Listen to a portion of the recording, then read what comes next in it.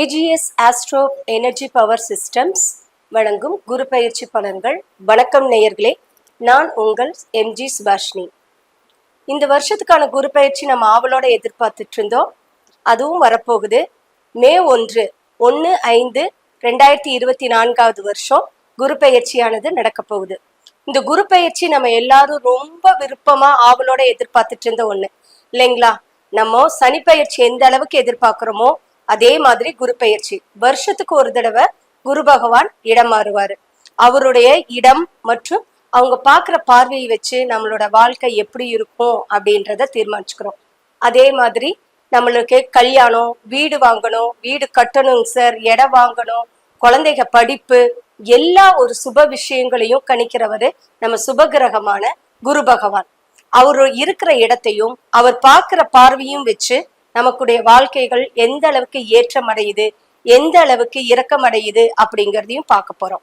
அதே மாதிரி குரு பகவான் அவருடைய பார்வையினால நம்மளுடைய வாழ்க்கைய பலமாவும் ஆக்குவாரு. அதே நேரத்துல நம்மளுடைய வாழ்க்கை அடுத்த கட்டத்துக்கு எடுத்துட்டு போறதுக்கு நம்மளை சமன்படுத்துற ஒரு கிரகமாவும் இருப்பாரு. கிரகங்கள்லயே சுப கிரகம் அப்படின்னு அழைக்கப்படுறவர் இவர் தான். இவர் வருஷத்துக்கு ஒரு தடவை இடம்பெயர்வாரு. இப்போ ரிஷப ராசிக்கு இடம்பெயர்ந்திருக்கிறார்.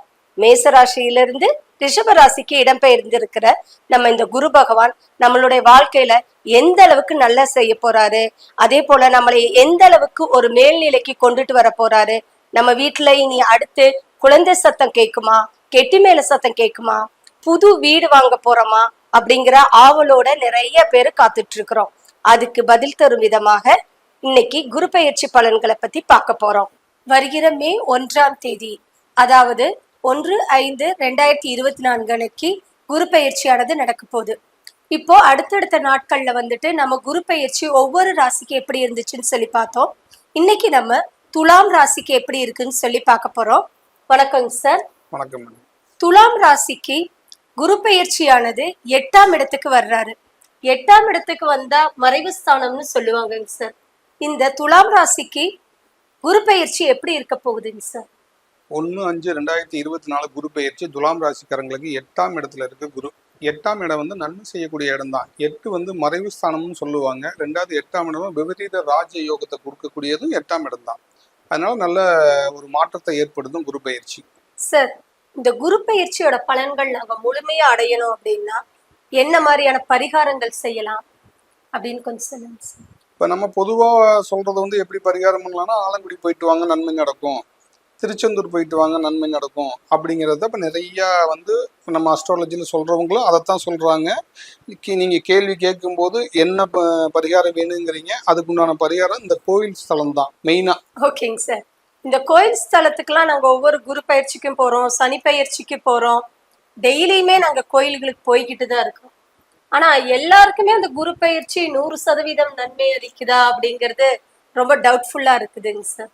நீங்க சொல்றதுக்கான அந்த சிம்டம் நிறைய பேர்த்தோட வாழ்க்கையில கிடைக்கவே மாட்டேங்குது. கல்யாணம் நடந்துரும் இந்த குரு பயிற்சி அப்படின்னு சொல்றீங்க, ஆனா அந்த 1 இயர்லயே கல்யாணம் ஆகாம நிறைய பேர் இருக்காங்க. அதே போல ட்ரீட்மெண்ட் எடுத்து குழந்தை கிடைக்கும் கண்டிப்பா இந்த வருஷம்னு சொல்றீங்க, அதே நேரத்துல குழந்தை கிடைக்காமலும் நிறைய பேர் இருக்கிறாங்க. புது வீட்டுக்கு குடி போயிருவீங்க நீங்க, இந்த 1 இயர்ல உங்களுக்கு குரு பயிற்சி சூப்பரா இருக்குதுன்னு சொல்றாங்க, அப்பயும் அது நடக்காம இருக்குதுங்க சார். அதுக்கான ரீசன்ஸ் எல்லாம் என்னங்க சார்? இப்போ நம்ம எதுக்கு இந்த ஜாதகத்தை பார்த்தோம்னா, இந்த குரு பயிற்சி ஆனவனே மக்கள் ஆர்வமா திருச்செந்தூர் போயிட்டு வாங்க, ஆலங்குடி போயிட்டு வாங்கன்னா நமக்கு ஒரு புஷ் பண்ற மாதிரி ஒரு ஹாப்பினஸ், இந்த குரு பயிற்சி வந்தவனே நல்லா இருக்கும் அப்படிங்கிறனால அப்போ நம்ம அந்த இடத்துக்கு போகும்போது அந்த எனர்ஜி பவர் நமக்கு பாசிட்டிவ் ஆக்டிவேஷன் ஆனவனே நம்ம அந்த தான் நம்ம நினைப்போம். அந்த மாதிரி நினைக்கிறதுனால தான் அவங்களுக்கு அந்த நாளைக்கு அந்த நேரத்துக்கு அந்த நாளுக்கு அதை நினைக்கக்கூடிய எண்ணத்தை அந்த பயிற்சி நம்ம கொடுக்கும்போது நம்ம ஜாதக ரீதியாக பயிற்சி வரும்போது நல்லா இருக்குன்னு சொல்றோம். என்ன காரணம் அப்படின்னு சொன்னீங்கன்னா, கண்ணுக்கு தெரியாத மறைமுகமாகவே கிரகங்கள் உடல் ரீதியாகவே பாதிப்பு கொடுக்குது. இப்போ நம்மளுடைய புது சிஸ்டமேட்டிக் கொண்டு வந்திருக்கோம். எப்படி இந்த கிரகங்கள் இப்போ பயிற்சி வந்திருக்கு, இப்போ மேடம் சொல்கிறாங்க பயிற்சி வந்திருக்கு, எனக்கு நல்லா இருக்குங்கிறாங்க, ஆனால் எனக்கு நல்லா இல்லை, எனக்கு குழந்தை கிடைக்குங்கிறாங்க, ஏன் குழந்தை கிடைக்கல அப்படின்னு சொன்னால் அந்த குரு மட்டும் கிடையாது, குருவை மீறி மற்ற 8 கிரகங்கள் எங்கே லாக் பண்ணியிருக்குது, மறைமுகமாக எங்கே நம்மளுடைய லாக்கில் இருக்குது அப்படிங்கிறது பார்க்கணும். அது கண்ணுக்கு தெரியாது. மறைவு ஸ்தானத்தில் இருக்கிற மாதிரி நம்ம உடம்புலே மறைமுகமாக அந்த கிரகங்கள் வந்து நம்மளை லாக் பண்ணியிருக்கும். அதை நான் ஆய்வு செய்யும் போது என்னடா இப்ப பயிற்சி வந்தா நல்லா இருக்கும்னு சொல்றோம், ஏன் உங்களுக்கு நல்லல அப்படின்னு நம்ம கேட்கிறோம் இல்லைங்களா? கண்ணுக்கு தெரியாத கிரகங்கள் வந்து நம்மளை உடம்புல லாக் பண்ணி இருக்கும்போது அதை எப்படி வெளிக்கொண்டுட்டு வர்றதுங்கிறது அவங்களுக்கு தெரியறது இல்லை. அதனால வந்து என்ன சொல்றாங்க, பொதுவான விஷயத்த நம்ம எடுத்துட்டு போகும்போது எனக்கு நடக்கல அப்படின்னு சொல்லி ஒரு மக்கள் மத்தியில வந்து ஒரு வெறுப்புணர்ச்சி வருது. ஒரு ஜாதகத்தை பார்த்தாலும் சரி, பொதுவா பார்த்தாலும் சரி, இதுக்கெல்லாம் ஒரு ரெமெடி கொடுக்கறதுக்கு தான் அந்த ஆக்டிவேஷனுங்கிறது வந்து ஒரு புதுமையான ஒரு சிஸ்டத்தை கண்டுபிடிச்சு ஆக்டிவேஷன் பண்ணி நம்ம காமிக்கிறோம். குருவோட மாற்றங்கள் மட்டும் நம் வாழ்க்கையில மாற்றம் தராதுன்னு சொல்றது. மித்த 8 கிரகங்களும் வந்துட்டு ஏதாவது ஒரு இடத்துல நம்மளை தடைப்படுத்தும், அதனால தடை ஏற்படும் அப்படின்னு சொல்றோம். அந்த தடையில இருந்து வெளியில வர்றதுக்கு ஆக்டிவேஷன்ன்ற ஒரு வார்த்தை நீங்க யூஸ் பண்றீங்க. அந்த ஆக்டிவேஷன்னா என்ன? ஆக்டிவேஷன்னா என்ன அப்படின்னு இப்ப கேக்குறீங்க. இப்ப நம்ம ஜாதகத்தை கொண்டு கொடுத்துட்டு நம்ம பாக்குறோம். நம்ம ஆக்டிவேஷன் என்னங்கிறதுனா, ஒரு கிரகம் வந்து எந்த இடத்துல வந்து இப்ப குரு வந்து 8ஆம் இடத்துல இருக்குன்னு நம்ம சொல்றோம்.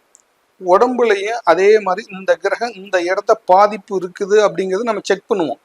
அப்ப அந்த கிரகம் உடம்ப பாதிக்கும் போது தோஷமா இயங்கி நம்ம கல்யாணம் செய்யறதும் சரி, குழந்தை வரதும் சரி, அதே கிரகம் வந்து நம்ம லாக் பண்ணுது.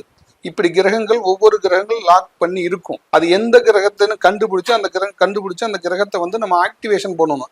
அது நேர்ல வரும்போது தான் அந்த கிரகத்தோட ஆக்டிவேஷன் வந்து எப்படி நம்ம அதை ஆக்டிவேஷன் பண்றது உங்களுக்கு தெரியும்.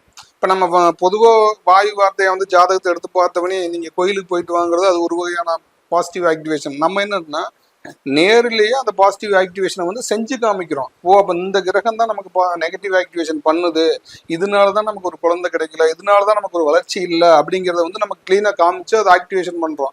அப்படி அந்த ஆக்டிவேஷன் பண்ணும்போது தான் உங்களுக்கு குரு பயிற்சியில இருந்தாலும் குரு பயிற்சியே இல்லைனாலும் உங்களுக்கு அந்த யோகத்தை கொடுக்கும் போது அந்த கிரக லாக்ல இருந்து வெளியில வரும்போது உங்களுக்கு அடுத்த சக்சஸான விஷயம் நடக்கும். சரி, இப்ப குரு பயிற்சி நடந்திருக்கு. துலாம் ராசி நேயர்கள் என்ன கற்கள் போடலாம்? இப்போ கடக புஷ்பராகம் போடலாங்களா, இல்ல சுக்கிரனுக்குரிய கண்ணு வைரூடியம் வைரம் அது மாதிரி போடலாங்களா, இல்ல இப்போ குரு பயிற்சி வந்திருக்கனால அதுக்கு, இல்லாட்டி தசை எது ரிலேட்டடா நம்ம கற்கள் போட்டா இப்போ நம்மளுக்கு கொஞ்சம் ஒரு மேன்மை நிலையை அடைவாங்க? எந்த கற்கள் போட்டா மேன்மை அடைவான்னு நீங்க நல்ல கேள்வி கேட்டிருக்கிறீங்க மேடம். ஆனா என்னுடைய இது வந்து செக் பண்ணி பார்த்தா உங்களுக்கு வந்து எந்த பிளானட்டு உங்களுக்கு வீக்கா இருக்கு, எந்த பிளானட்டு ஆக்டிவேஷன் இல்லாம இருக்கு. ஆக்டிவேஷனுங்கிறத ஒரு சின்ன ஒரு இதா சொல்லிடுறேன். இப்ப எப்படி இப்போ குரு பெயர்ச்சி வந்து 8ஆம் இடத்துல குரு இருக்குன்னு சொல்றோம் இல்லைங்களா? இப்போ அது பெயர்ந்து இப்போ 8க்கு வந்திருக்கு, 7ல இருந்து 8க்கு வந்து நம்ம சொல்றோம்ல, அதே மாதிரி 8க்கு வந்திருக்குங்க மாதிரி இந்த கிரகம் உடம்புல வந்து அந்த கிரகம் நகர்வு இல்லாம இருக்கும். அந்த கிரகத்துக்கு உண்டான ஸ்டோன் கொடுத்தோடனே அந்த நெகட்டிவ் வெளியில போகும். அப்ப அந்த கிரகம் தான் நம்மளை தடங்கல் பண்ணும் போது நம்ம செக் பண்ணும்போது கிளீனா தெரிஞ்சிடும். அப்ப எந்த பிளானட் நமக்கு டிஸ்டர்ப் ஆகுது அப்படிங்கிறது தெரிஞ்சிடும். அப்படி வரும்போது அடுத்து எந்தெந்த கிரகங்கள் நம்ம ஈஸியா கண்டுபிடிச்சிடலாம். அப்படி கண்டுபிடிக்கும் போது நம்ம குரு பயிற்சிக்காக வெயிட் பண்ண வேண்டியதில்லை, ராகு கேதுக்கு பயிற்சிக்காக வெயிட் பண்ணதில்லை. நமக்கு எந்த கிரகம் நெகட்டிவ் ஆக்டிவேஷன் பண்ணுதுங்கிறத பார்த்து அந்த கிரகத்தை வந்து நம்ம ஆக்டிவேஷன் பண்ணி கொடுத்துட்டோம்னா அவங்களுக்கு சக்சஸ் ஆயிடும். பயிற்சி மட்டுமே ஒருத்தரோட வளர்ச்சியை நிர்ணயிக்கிறது இல்ல, அவங்க உடல்கள்ல அந்த கிரகங்களோட நகர்வு எப்படி இருக்குதுங்கிறது வச்சுதான் அவங்களோட வாழ்க்கையானது வளம் தீர்மானிக்கப்படுது அப்படின்னு சார் அழகா சொன்னாரு.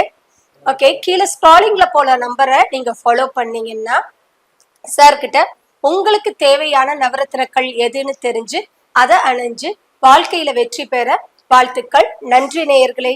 இப்ப நம்ம பார்த்திருக்க வீடியோல வந்து உங்களுக்கு பிடிச்சிருந்தா லைக் பண்ணுங்க, ஷேர் பண்ணுங்க. நன்றி நேயர்களே, வணக்கம்.